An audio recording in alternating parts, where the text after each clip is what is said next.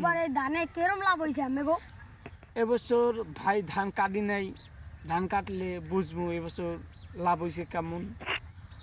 আর আমার ওই বছর ধান ভালো হয়েছে, ফসল এবছর খারাপ হয় নাই। এবছর আপনি পটুয়াখালীবাসীরে কব এবছর মতন কোনো বছর লাভ হইবে না।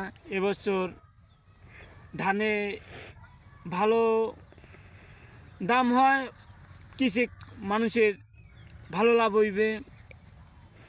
আমি আর কি কব, আপনি একটু কন। ভাই এদিকে ধানে কি বেশি লাভ হয় না বেশি লস হয়? এই রাঙ্গাবালি লাভ হয় সব সময়, কিন্তু তরমুজেও লাভ হয় না, না হয়?